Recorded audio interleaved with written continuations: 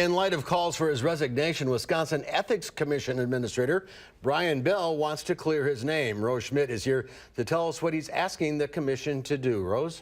Well, Administrator Bell is asking the Ethics Commission to open up an investigation into his own conduct. This comes just a week after the top Republican leaders at the Capitol called for him and his counterpart at the Elections Commission to step down, something they both refused to do.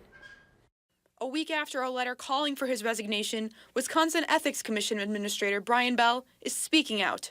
I believe, with all my heart, that an objective review of my conduct in service to this state would definitively show that I have consistently conducted myself in a nonpartisan and impartial manner.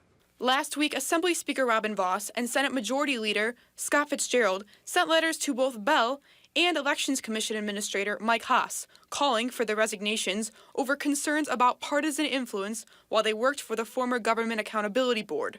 The letters said the Department of Justice's report about the John Doe investigations into Governor Walker were, quote, deeply concerning, and the lawmakers had lost confidence that Bell and Haas could be impartial.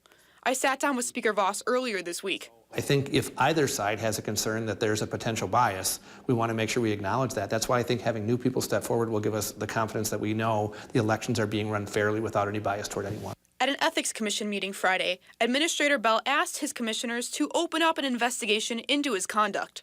Such an investigation would also refute the baseless allegations that have been made against me. The commissioners, who all teleconferenced into the meeting, are standing by Bell, saying they'd like to see evidence of any partisanship. The review of him exceeds expectations, doing an excellent job. In my opinion, there's not been one whiff of partisanship whatsoever. Bell has not yet been confirmed by the state Senate, but the commissioners decided today to send a letter to Senator Fitzgerald requesting that the Senate hold a confirmation hearing. All right, we'll keep an eye on this story. Rose Schmidt, thank you.